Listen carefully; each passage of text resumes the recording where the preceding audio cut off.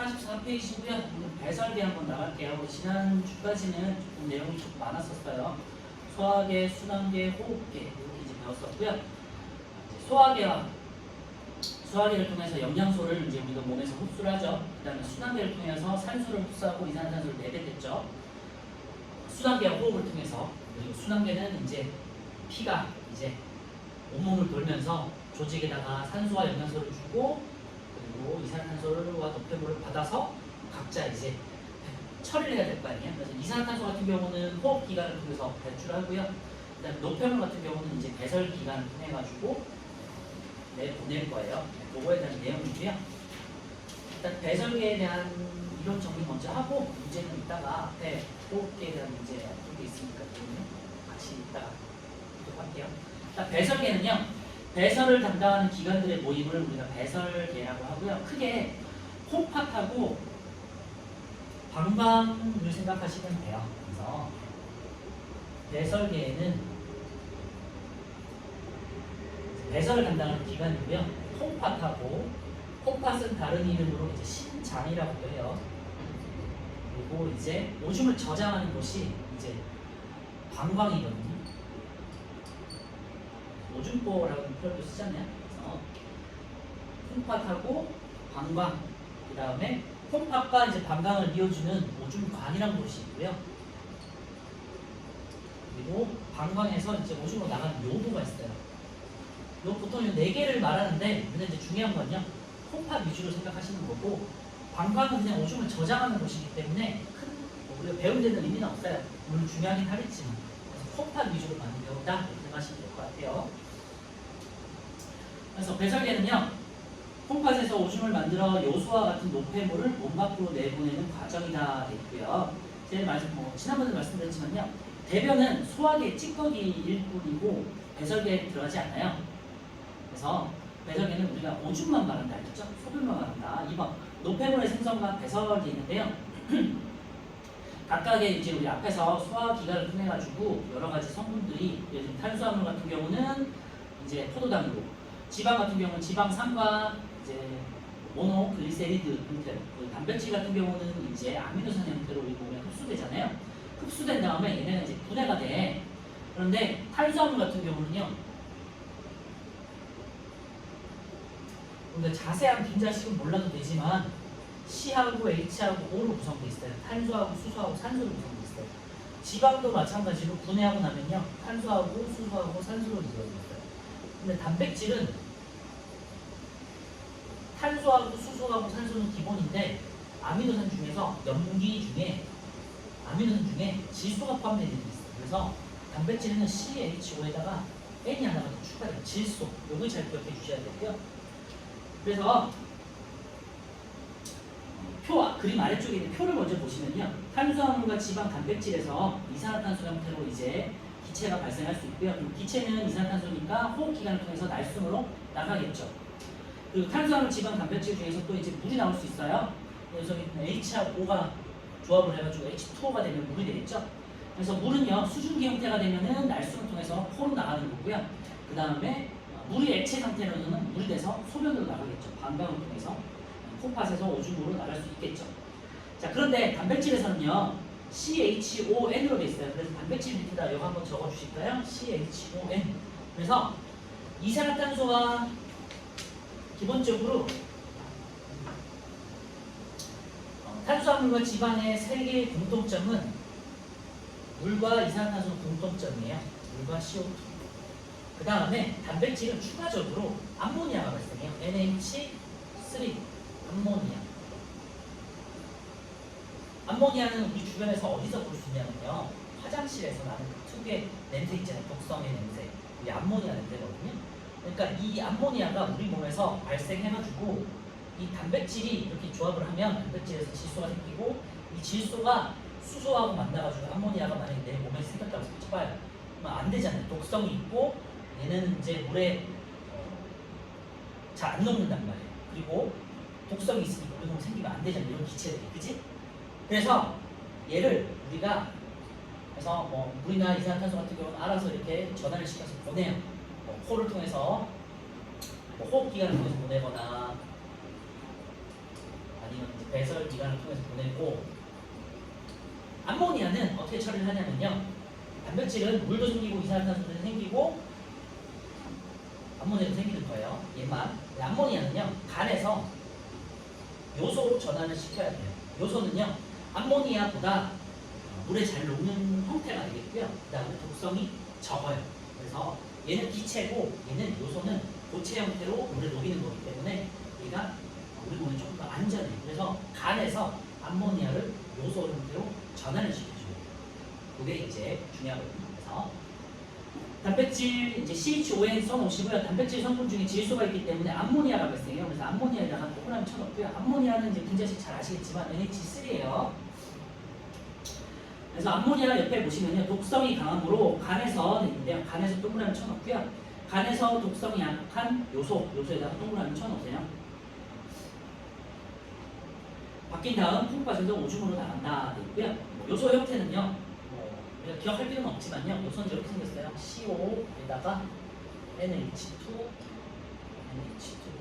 그래서 암모니아들을 합쳐가지고요. 암모니아에 있는 이 수소 하나 빼가지고 서로 이렇게 붙여가지고 만든 게 요소라고 생각하시면 되고 덩치가 조금 더 커져요. 기체보다 고체 형태가 되면서 그리고 물에 잘 녹는 형태다. 그래서 독성을 약화시킬 수 있다. 중화시킬 수 있다. 이렇게 생각하시면 돼요. 그래서 암모니아는 간에서 요소로 전환시켜준다. 아셨죠? 꼭 기억하셔야 됩니다. 이거는. 그래서 위에 다시 보시면요. 탄수화물과 지방, 그 다음에 단백질에서 그 루트가 보시면요. 단백질 같은 경우는 이산화탄소도 되고 물도 되지만 밑에 암모니아가 생성됐죠. 그 암모니아를 동그라미 쳐놓고요. 간을 지나면서 요소로 전환이 돼요. 그래서 요소에다 동그라미 쳐놓고 암모니아를 간에서 요소로 전환시킵니다. 그래서 오른쪽에 보시면 질소를 포함한 노폐물인 암모니아는 질소를 포함하는 영양소인 단백질이 세포에서 분해될 때 만들어지고 간에서 요소로 만들어지고 콩팥에서 오줌으로 나간다 돼 있죠. 그래서 여러분들 그 특유의 오줌 냄새 있잖아요. 약간 비릿한 그 냄새는 요소가 포함된 냄새라고 생각하시면 돼요. 그리고 3번 이제 배설계 구조로 넘어갈 건데요. 배설계는요 간단하죠. 이제 크게 콩팥하고 방광을 위주로 중심을 생각하시는데 콩팥 하나가 조금 복잡하니까 콩팥을 기본으로 생각하시고요. 콩팥을 보시면요. 콩팥에 겉질이 있고 겉을 둘러싸고 있는 겉질이 있고요. 안쪽을 둘러싸고 있는 속질이 있어요. 그래서 조금 다른데 이 속질 쪽에 보시면요. 여러 가지 네프론이라는 것으로 구성되어 있어요. 그래서 신장의 기본 단위체가 네프론이라는 거고요. 뒤쪽이 조금 더 이제 자세하게 나올 텐데 일단은 기본적으로요.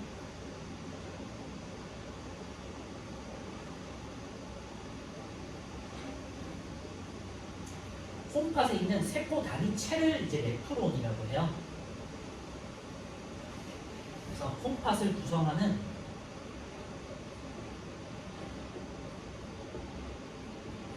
기본적인 세포 단위들이 있는데요. 얘 이름이 네프론이에요. 저 이름이 어렵지만 꼭 기억하셔야 되고요. 그래서 네프론은요. 세 가지로 구성되어 있어요. 사구체 더하기 봄원 주머니. 봄원이라는 사람이 찾은 주머니 형태의 깔때기 뭐라고 하는지 봄원 주머니라고 해요. 그 다음에 세뇨관. 세뇨관은요. 요자는 오줌 요자예요. 그리고 세자는 간을 세는. 이제 오줌이 만들어지는 간은 관이라는 뜻이에요. 세뇨관. 그래서 사구체, 봄원 주머니, 세뇨관인데요. 사구체는 무슨 뜻이냐면 사는 실사자고요. 구는 공구자예요. 실들이 뭉쳐서 공처럼 돼 있다는 소리고요. 이 실은 모세혈관 덩어리예요. 그래서 신장 안에 하나하나씩 단위체가 이제 사구체, 봄원 주머니, 세뇨관이 합쳐진 네프론 여러 개로 돼 있는데 어떻게 생겼냐면요.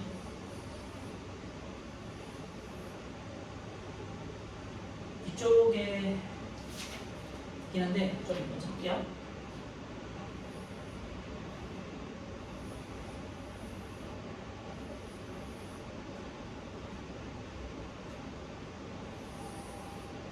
자, 여기가 봄원 주머니고요. 여과라고 해가지고 예를 들면은 정수기처럼 뭔가 어떤 물질들을 여과시키는 곳이에요. 여과. 이제 물이 쭉 빠져나오는 곳이잖아요. 그래서 어떤 물질들을 이렇게 걸러내는 것이에요. 그리고 이 보건 주머니 쪽으로 이렇게 모세혈관들이 뭉쳐 있어요. 이렇게 여기가 사구체. 사구체는 모세혈관 덩어리예요. 별게 아니고. 그래서 사구체 쪽으로 이렇게 들어가는 혈관 있죠. 동맥혈관이 있는데요. 이렇게 동맥혈관을 우리가 콩팥 동맥이라고 하고요. 그래서 동맥으로 들어와가지고 이제 사구체를 지난 다음에 모세혈관이죠. 그래서 모세혈관에서 빠져나가죠. 여기를 우리가 콩팥 정맥이라고 해요. 오늘 신장 기준으로 할 때 이제 동맥과 정맥이 보고 이제 곳곳에 사구체 덩어리들이 이렇게 있는 거예요. 모세혈관이면 여기서 모세혈관에서 물질들이 지나가면서 이렇게 보건 주머니 쪽으로 물질들이 여가가 되는 거예요. 단백질이나 뭐 이렇게 좀 큰 애들 있죠. 그 애들은 단백질 뭐 아니면은 탄수화물 덩어리 아니면 어떤 큰 덩어리들은 빠져나가면 안 되니까 여기서 걸러줘서 다시 이제 혈관을 타고 나가는 거고요. 기본적으로 좀 작은 애들 있죠. 물이라든지 요소라든지 포도당, 무경 이런 애들 작은 애들 다 걸러져요. 그런 게 이제 여과라고 해요. 그래서 작은 물질들이 한번 걸러져서 쭉 떨어져요. 여기를 이제 보건 주머니를 해서 받쳐주는 보건 주머니가 있어요. 그래서 여기로 여관에서 물질들이 떨어져 나와요. 그리고 이제 큰 분자들은 이제 지나가겠죠. 그리고 여기가 이제 세뇨관인데요. 보건 주머니에서는 여과가 되는 곳이고요. 세뇨관에서는 이제 여기서 빠져나온 것들 중에 포도당이라든지 무기염류라든지 우리 몸에 되게 중요한 애들 있잖아요. 이런 애들은 우리 오줌으로 빠져나가면 안 되잖아요. 특히 포도당 같은 경우는 에너지를 만드는 애이기 때문에 꼭 필요하단 말이에요. 그래서 우리 몸에서 작은 애들 중에 우리 몸에 필요한 애들 다시 흡수를 해요. 이거를 재흡수라고 해요. 그리고 이제 예를 들면 포도당 재흡수에는 포도당이라든지 무기염류라든지 우리 몸에 꼭 필요한 애들인데 작은 분자들 여과돼서 나갈 때 있잖아요. 다시 흡수한다 해서 재흡수고 그 다음에 뭐 물이 부족하면 물도 재흡수할 수 있겠죠. 그리고 반대로 이제 세뇨관 쪽으로 빠져나간 애들이 또 있어요. 여기서 미처 걸러내지 못하고 지나가면서 다시 이렇게 들어온 애들 있겠죠. 혈관이 이렇게 지나가면서 이렇게 다시 들어온 애들 있죠. 요거를 이제 분비라고 해요. 다시 버린다. 분비라고 하고요. 예를 들면 요소 같은 애들 있잖아요. 요소가 여기서 안 걸러지고 요소가 너무 많아서 지나가 버릴 수도 있잖아. 그러면은 지나갔다가 다시 재흡수되는 거. 지나가다가 다시 이제 세뇨관 쪽으로 분비를 하는데 뭐 요소라든지 이런 노폐물 같은 것도 있죠. 찌꺼기들. 그리고 물이 너무 많아. 그런 경우는 물을 통해서 또 다시 분비될 수 있는 거고요. 그래서 세 가지 과정이 있어요. 보건 주머니에서는 일단 기본적으로 여과가 이루어지고요. 작은 물질들이 이렇게 물이 빠져나오고 물 같은 작은 물질들이 빠져나오고 그 다음에 세뇨관에서 재흡수와 분비라는 과정을 거쳐요. 세 가지 과정을 거쳐요. 그래서 이게 이제 뒤에 나온 내용이니까 한꺼번에 제가 같이 했어요. 그래서 기본적으로 신장을 이루는 콩팥을 이루고 있는 단위체는 세 가지 잘 기억해 주시고 합쳐서 네프론이라고 해요. 네프론은 사구체, 보건 주머니, 세뇨관 좀 말이 어려운데 이게 가장 중요해요. 콩팥에서는 네프론, 콩팥을 다니고 있는 세포 단위체고요. 사구체, 보건 주머니, 세뇨관이라고 해요. 합쳐서 네프론이라고 해요. 그리고 이제 여기를 거친 다음에는요, 세뇨관을 거쳐서 오줌이 생성되잖아요. 물이 이제 뭐 재흡수되거나 요소들이 이제 농축이 되면서 점점 중요한 건 다 빠져나가고 물과 요소만 남겠죠. 그 다음에 나머지 노폐물. 이렇게 해서 쭉 가가지고 이제 집합관이라는 곳으로 가서 오줌이 만들어지고 모여지는 거예요. 제일 끝에는. 그래서 얘네가 이제 집합관을 통해 가지고 가는 곳은요, 콩팥 깔때기라는 곳으로 가요. 콩팥에 있는 깔때기 모양의 기관으로 가서 오줌이 저장이 됐다가 어느 정도 차면 이제 방광으로 가가지고 오줌을 저장시켜 놓는 거예요. 그래서 책을 보면서 한번 볼게요. 자, 첫 번째 이제 사람의 배설계에서 콩팥만 떼서 보면요, 콩팥은요, 콩팥 동맥과 콩팥 정맥 그 다음에 뭐 이런 것도 있죠. 그래서 들어가는 게 콩팥 동맥이에요. 그러니까 노폐물들이 많은 게 콩팥 동맥이에요. 알겠죠? 동맥이 들어가는 쪽이기 때문에 얘는 노폐물이 많고 한번 걸러지고 청소한 다음에 빠져나온 콩팥 정맥이 깨끗한 혈관이에요. 알겠죠? 그리고 이제 네프론이라고 해가지고 콩팥을 이루고 있는 작은 단위체들이 있는데요. 그래서 네프론의 사구체, 봉헌주머니, 세뇨관 이렇게 있고요. 사구체 아까 보셔서 아시겠지만 이제 모세혈관 덩어리예요. 그리고 봉헌주머니에서 이제 여과돼서 물질들이 빠져나오면 이제 세뇨관으로 해가지고 오줌이 생성된다. 이렇게 말씀드렸었고, 세뇨관을 거쳐서 쭉 해서 콩팥 빨대기로 연결된다고 돼 있죠. 그래서 왼쪽에 그림 한번 보시면 콩팥 빨대기가 어디 있나 한번 찾아보시고요. 콩팥의 가장 안쪽에 이제 빨대기 모양으로 들어가 있어요. 그래서 콩팥은요 우리 몸의 양쪽에 배를 기준으로 양쪽에 한 쌍이 있거든요. 그래서 콩팥 팔처럼 생겨서 콩팥이라고 하고 우리 몸은 이렇게 돼 있고요. 두 개가 있는데 여기 보시면 이런 식으로 이제 빨대기 모양으로 이렇게 된 부분이 있죠. 이게 콩팥 빨대기고. 여러 이제 네프론에서 이런 식으로 해서 네프론들이 되게 많아요. 우리 몸에 콩팥에 얘네가 이렇게 오줌을 이런 쪽으로 이제 보내주는 거예요. 생성해서 이렇게 보내주는 거예요. 그러면은 빨대기가 오줌을 모아가지고 한꺼번에 모아서 이제 방광 쪽으로 보내는 역할을 하는 게 콩팥 빨대기예요. 중요한 건 아니고요. 콩팥 네프론에서 만들어진 소변이 콩팥 빨대기로 모인다? 이 정도만 기억하시면 돼요. 콩팥 빨대기가 뭔지 그리고 위치가 어디 있는지 정도만 참고하시면 됩니다.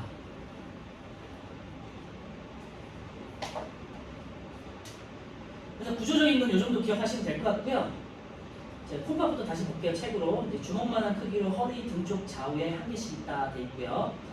혈액 속에 노폐물을 걸러서 오줌을 만든다. 거기다 이제 밑줄만 해놓으세요. 콩팥의 역할은 혈액을 걸러가지고요.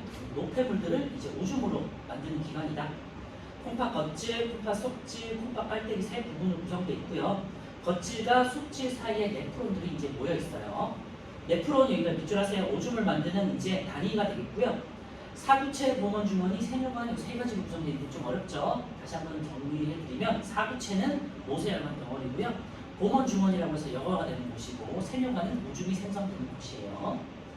자, 네프론 밑에다가 별표 쳐놓고요. 신장 단위체가 되겠고 콩팥 단위체가 되겠고요. 사구체는 모세혈관 덩어리, 봉헌주머니는 사구체를 들어서 주머니 모양의 구조고요. 봉헌이라는 사람이 찾아서 봉헌주머니예요. 세뇨관은 봉헌주머니와 연결된 간으로 간이 되겠고 오줌을 생성하는 곳이다. 자, 오줌관은요 콩팥과 방광을 연결하고요. 위에서 한번 찾아보시면 될 것 같아요. 콩팥하고 방광 사이에 오줌관이 가느다란 간이 양쪽에 한 쌍이 있죠. 그리고 방광은요 콩팥을 만들어서 오줌을 저장하는 오줌복라는 곳이고요. 그리고 요도는 이제 방광에 모인 오줌이 몸 밖으로 나가는 통로가 되겠죠. 그래서 콩팥 위주로 기억하시고 콩팥을 구성하고 있는 네프론 잘 기억해주세요. 자, 오줌의 생성과 배설을 보시면요. 콩팥의 네프론에서 만들어진 오줌은 콩팥 빨대기에 모이고요. 콩팥 빨대기 속의 오줌은 오줌관을 지나서 방광에 모인 다음 요도를 거친다.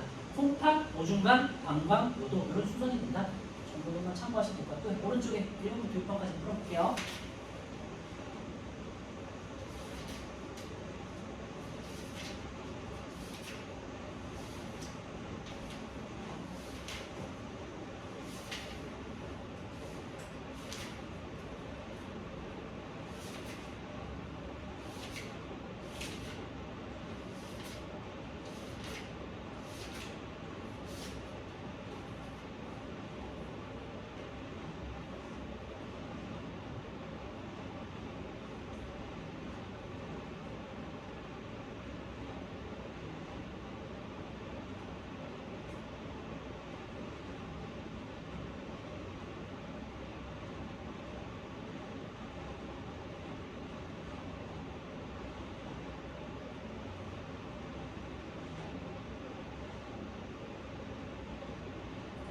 배설기관의 역할은요, 노폐물을 배출하는 곳이에요. 특히 소변의 형태로, 오줌의 형태로 노폐물을 배출하는 거고요. 질소를 간에서 요소로 만든 다음에 질소 성분인 암모니아를 간에서 요소로 전환시킨 다음에 물과 함께 배출하는 게 오줌이다. 생각하시면 되고요. 보통 이제 배설기관의 또 하나의 역할은 이제 우리 체의 농도를 유지하는 거죠. 오줌을 통해 가지고 오줌 양을 조절해서 우리 몸에 있는 물의 양을 조절하는 역할도 한다.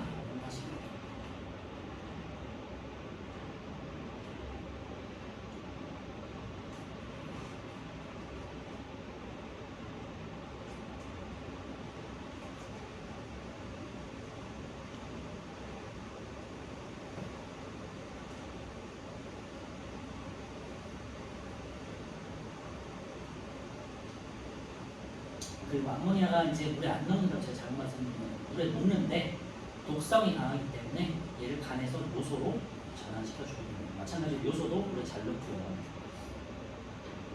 자, 1번부터 볼게요. 물은요, 디귿, 폐에서 날숨으로 나가거나 되겠죠? 수증기 형태로 이제 호흡을 통해 배출하거나 콩팥에서 오줌 형태로 나가겠죠? 그래서 오줌의 대부분은 이제 물인 거는 너무 잘 아시죠?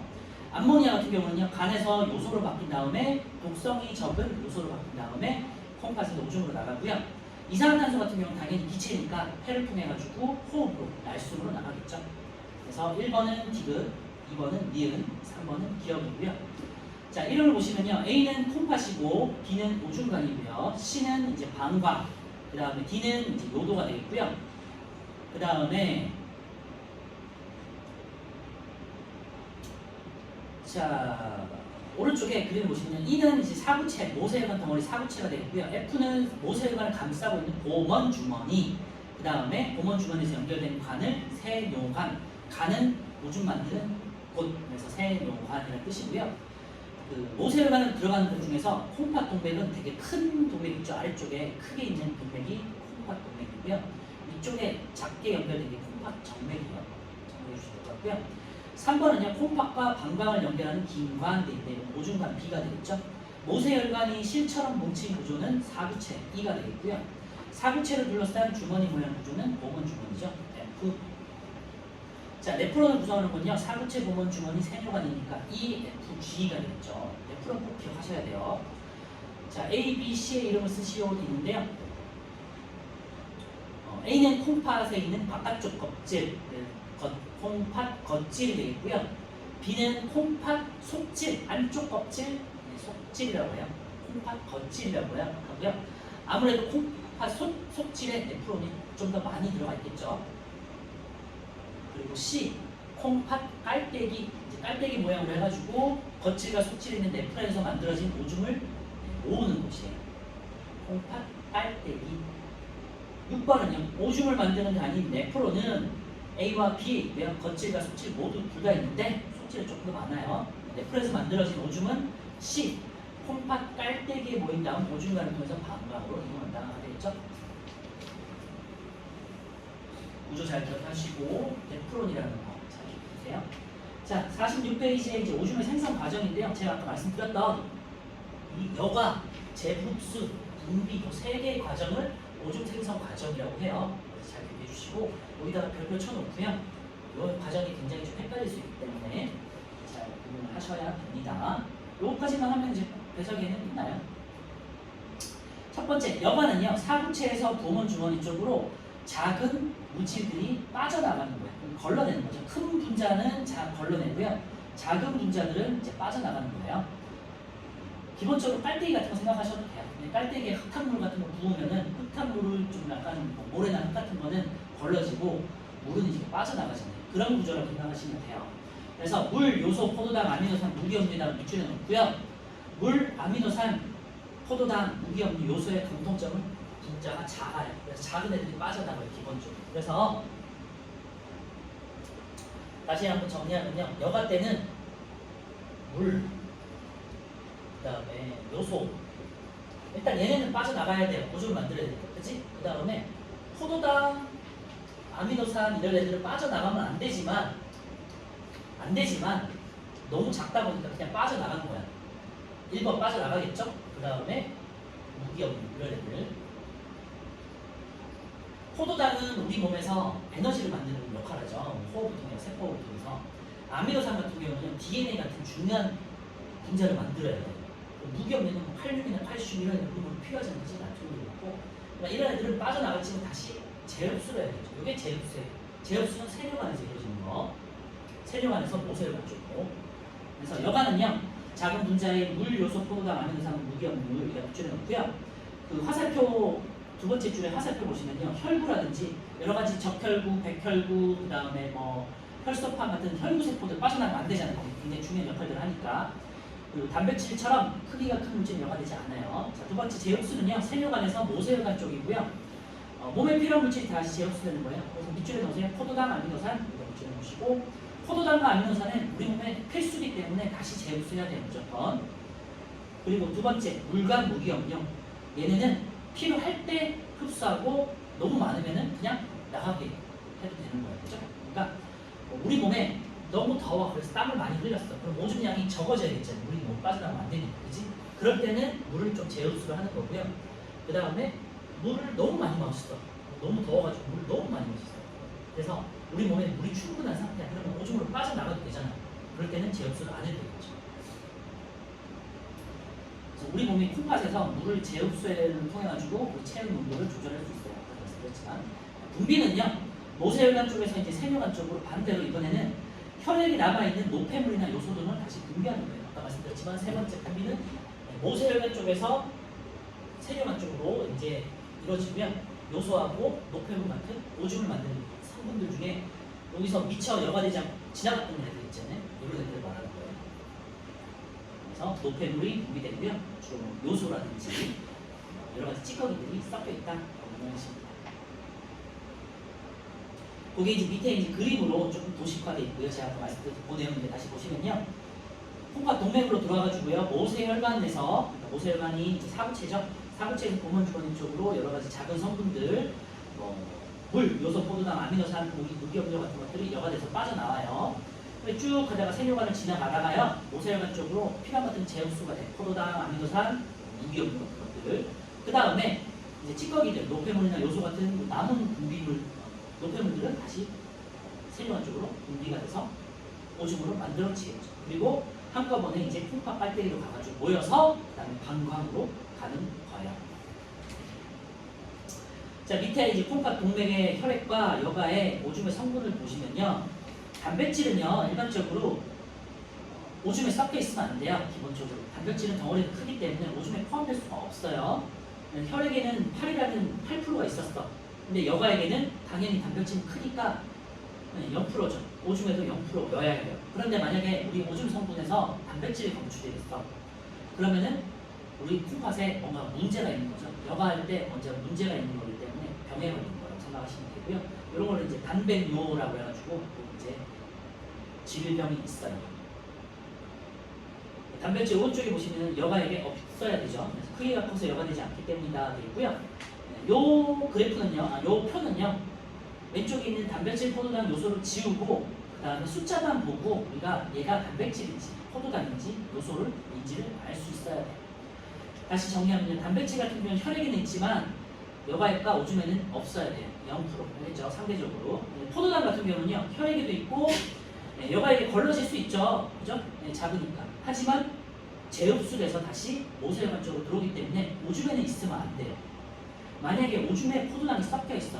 이게 이제 여러분들 들어보셨을 텐데 당뇨병이라는 거예요. 당뇨병이라는 거는 당뇨, 오줌에 당, 포도당이 섞여 있다는 뜻이거든요. 그래서 오줌에 포도당이 빠져나가면 우리 몸이 어떻게 됐어요? 에너지를 만드는 포도당이 부족해지잖아요. 그치? 그래서 병에 걸려요. 이게 이제 당뇨병이에요. 그래서 단백질이 오줌에 빠져나가도 병에 걸린 거고요. 포도당이 예를 들면 단백질 같은 경우는 오줌에 섞여서 나갔다. 그러면 이제 콩팥에 문제가 있는 거고요. 포도당이 오줌에 섞여서 나갔다. 그런 경우는요. 보통은 이제 인슐린 같은 호르몬의 분비가 문제가 있어서 그런 거고요. 자, 그래서 오른쪽에 포도당 보시면 여가액은 있지만 오줌에는 없다. 그냥 재흡수되기 때문에. 특히 100% 재흡수되기 때문에. 요소 같은 경우는요. 혈액에는 0.03%가 있었는데 여가액은 0.03%가 있고요. 오줌에는 오히려 2%로 늘었죠. 왜냐하면 뭐 물이라든지 다른 기타 필요한 성분들이 다 재흡수됐잖아. 그리고 더 농축됐잖아요. 그래서 진하기가 더 진해진 거죠. 그래서 오줌 속에는 여가액보다 조금 더 요소의 농도가 더 진해진다는 거예요. 오른쪽에 요소 보시면요.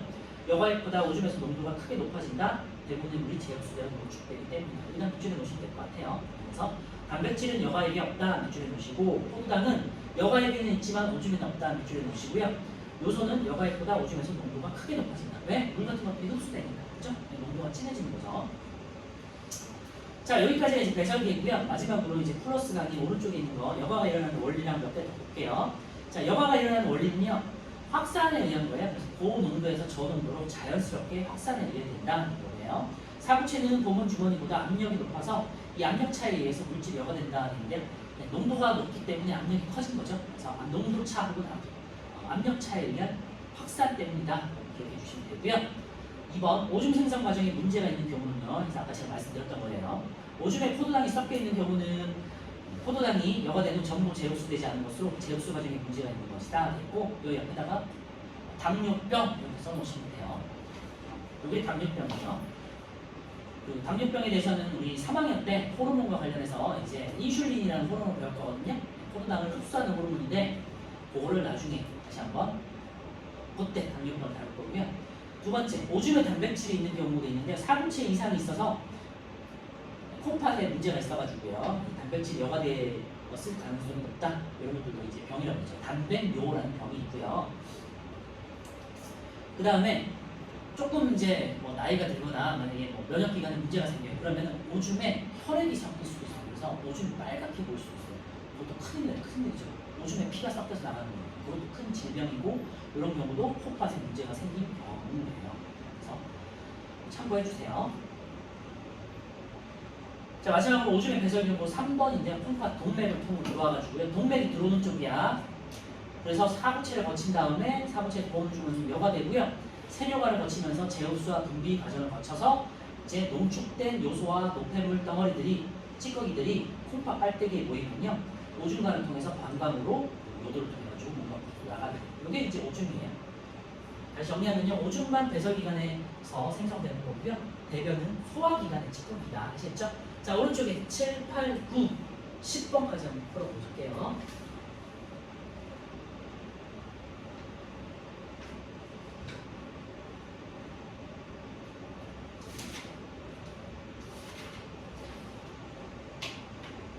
이 교시는 이제 우리 46페이지, 47페이지까지만 하고요. 이 교시는 앞에서 우리 호흡기관의 문제랑 배설기관의 문제까지 한번 풀고요. 그 다음에 6단은 물질의 특성에서 조금 하고 마무리할 거예요.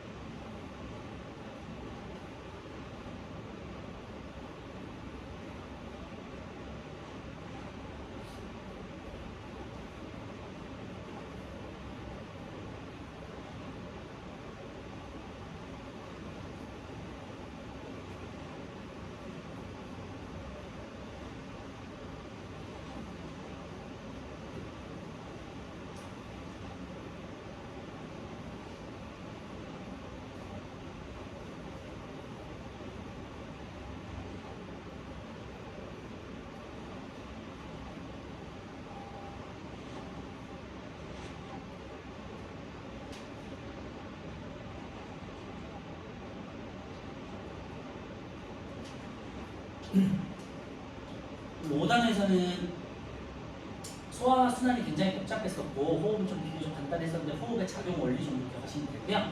그리고 이제 폐를 구성하고 있는 폐포가 굉장히 중요하다고 말씀드렸었고 배설계는 이제 앞단원에 비해서는 굉장히 좀 심플하죠. 네프론 위주로 기억하시면 되고 네프론에서 일어나는 작용, 여과, 제흡수, 분비를 꼭 기억해 주셔야 돼요. 아시죠?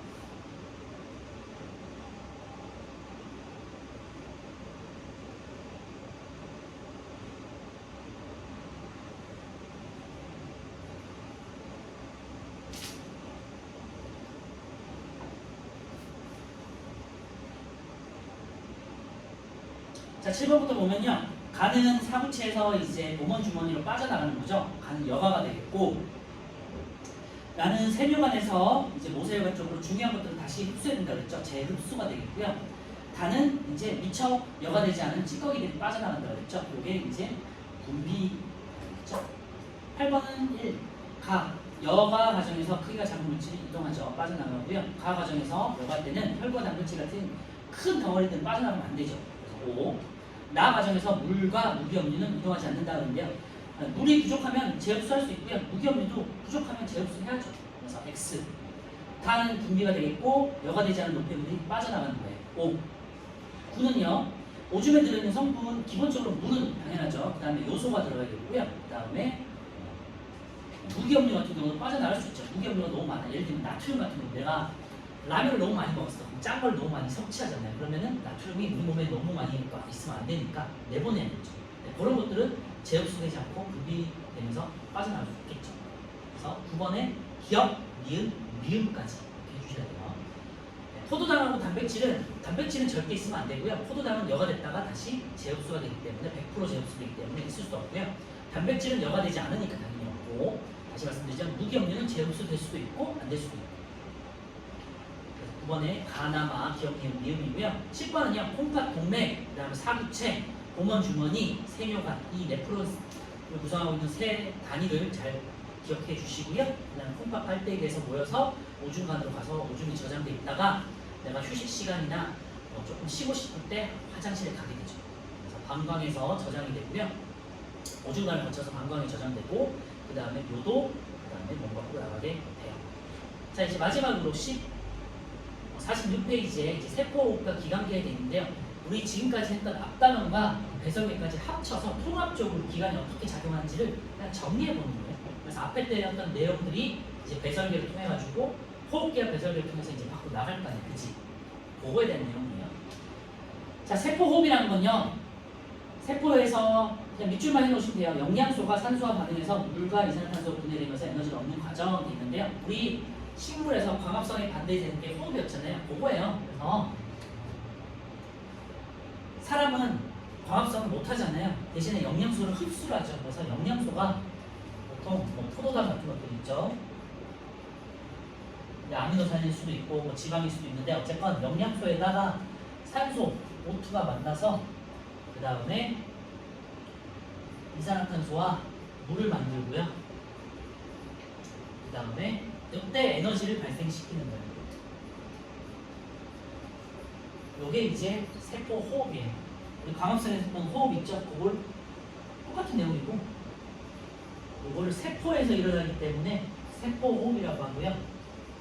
제가 1학년 때 마이토콘드리아 하면서 막 언급 드렸었는데, 미토콘드리아, 마이토콘드리아는 기관에서 세포 호흡이 이루어져요. 그래서 동식물 모두 세포 호흡은 마이토콘드리아에서 이루어져요. 마이토콘드리아 라는 세포 소기관이 있고 여기서 이루어져요. 그래서 그냥 메모만 해놓으세요. 세포 호흡은 오른쪽에다가 그냥 마이토콘드리아 이렇게 써놓으시면 되겠죠. 마이토콘드리아는 세포 내에 있는 작은 소기관에서 이렇게 이루어지고, 이때 만들어진 ATP를, 에너지를 이제 그냥 언급만 할게요. ATP라는 형태로 저장을 해놔요. ATP라는 에너지 저장 형태가 있는데 이렇게 전환을 시킬 거예요. 에너지를 만들어서 저장을 합니다. 이렇게만 기억해 주시면 돼요. 그래서 화살표 옆에 보시면요, 세포로 얻는 에너지는 여러 가지 생명활동에 이용되거나 열로 방출된다고 하고요. 키가 크거나 생장하거나 근육이 커지고, 또 여러 가지 근육을 움직이고, 그죠? 이동하고, 그다음에 소화시킬 때도 필요할 수 있고, 등등등 많은 곳에서 우리가 에너지를 쓰잖아요. 그런 에너지를 우리가 먹고 남은 만들어진 영양소로 에너지를 생성해서 저장을 해놓고 필요할 때마다 쓰면 되겠죠. 그래서 오른쪽 그림을 보시면요, 세포에서 이제 에너지를 만들어내면요, 체온 유지라든지 두뇌할 때, 여러분 공부할 때 에너지 되게 많이 필요하거든요. 그래서 뇌는요, 포도당만을 섭취해요. 뇌는 항상 너무 구멍이 작기 때문에 포도당만 들어갈 수 있어요. 그래서 여러분들이 공부하면서 뭔가 단계 땡기는 이유는 뇌가 에너지를 많이 쓰기 때문이에요. 그래서 사탕이라든지 초콜릿이나 이런 것 좀 먹게 되잖아요. 단계 땡기는 이유가 에너지를 소모하기, 공부가 에너지 소모가 크기 때문이다. 이런 거 기억하시면 될 것 같아요. 그래서 체온 유지, 두뇌 활동, 소리 내기, 근육 운동, 생장 등등등의 여러 가지 에너지가 필요한 활동에 쓰게 된다는 거죠. 자, 이제 마지막으로 세포호흡과 기관계 이제 통합적인 건데요. 생명활동에 필요한 에너지를 얻는 세포호흡이 잘 일어나려면 이제 영양소를 우리가 흡수를 해야 되잖아요. 그래서 영양소를 흡수할 수 있는 기관이 소화기관이 되겠죠. 소화기에서 영양소를 이제 흡수하게 되겠고요. 그 다음에 포도당이라든지 아미노산이라든지 지방이라든지 이런 것들을 이제 흡수하게 되겠죠. 그 다음에 산소를 공급시켜주는 것은 호흡계가 되겠죠. 그래서 만들어진 이산화탄소를 배출하는 것은 당연히 호흡계를 통해서 나가겠죠. 그리고 물 같은 경우는요, 호흡계로 나갈 수도 있고 두 군데죠. 배설계로도 나갈 수 있죠. 그치? 그래서 여러 가지 소화계, 호흡계, 배설계 이렇게 다양하게 들어오고 나갈 수 있잖아요. 근데 이걸 이어주는 역할을 하는 애들이, 이렇게 이어주는 역할을 하는 게 수단계죠. 그죠? 소화기에서 흡수된 영양소와 산소를 각 각각의 조직에 있는 세포로 전달해 시켜주는 게 순환계, 혈액이잖아, 그치? 그 다음에 호흡에서 세포에서 만들어진 노폐물과 이산화탄소와 물 이런 것들을 다시 바깥으로, 곳곳으로 여러 기관으로 보낼 수 있는 역할도 순환계가 하죠. 그죠? 그래서 소화계와 호흡계와 순환계와 배설계가 각각 통합적으로 우리 몸을 이루고 있다라는 게 이 내용이에요. 그래서 소화계, 순환계, 호흡계가 배설계가 유기적으로 작용해야 된다는 거고요. 밑에 이제 그림이 기관계에 대한 통합적 작용에 대한 모식도예요. 자, 호흡계에서는 산소를 받아들이고 이산화탄소를 내보내겠죠. 배설계에서는요, 혈액 속에 있는 노폐물을 걸러서 오줌을 만들어서 몸 밖으로 내보내겠죠. 조직세포에서는요, 세포호흡을 통해서 에너지를 얻고 이 과정에서 이산화탄소와 노폐물이 생기겠죠. 네, 오른쪽에 보시면 이제 소화계에서는요, 음식물 속에 있는 영양소를 흡수해서 흡수하겠죠. 그 다음에 순환계에서는요, 조직세포에 산소와 영양소를 운반해주고 조직세포에 생긴 이산화탄소 노폐물을 운반해서 밖으로 배출할 수 있도록 해주겠죠. 이게 한꺼번에 이제 다 정리된 내용이에요. 이 그림이 이제 우리 5단에서 배웠던 그렇게 많이 외워야 했던 그 내용들을 한꺼번에 정리한 내용으로 생각하시면 되고요. 자, 오른쪽에 마지막으로 11, 12분만 풀고 한번 쉴게요.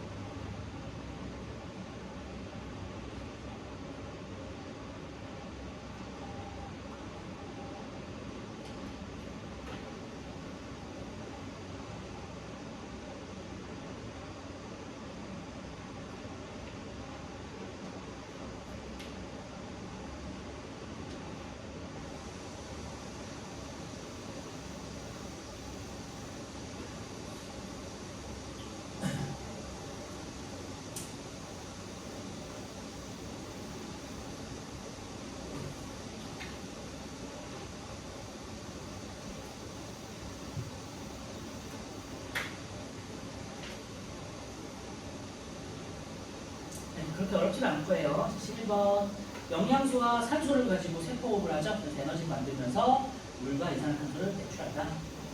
기억은 산소고 니은 이산화탄소고요. 12번 유기적인 작용, 통합적인 작용에 대해서 나와 있는데요. 영양소는 이제 소화계를 통해서 흡수되겠죠. 산소는 호흡계를 통해서 흡수되고요. 몸속으로 흡수된 영양소와 산소는 뭐를 통해서 순환계, 혈액을 통해 가지고 운반이 되죠. 순환계를 통해서 조직세포로 운반되어 세포호흡에 쓰이고요. 생성된 노폐물은 순환계를 통해서 어디로? 배설계로 운반돼서 콩팥을 통해 가지고 오줌이 만들어져서 밖으로 나가겠죠. 네, 여기까지 하고 좀 10분 정도 쉬었다가 10분까지 쉬고요. 그 다음에 앞에 이제 호흡계랑 배설계 문제 쭉 한번 풀어볼게요.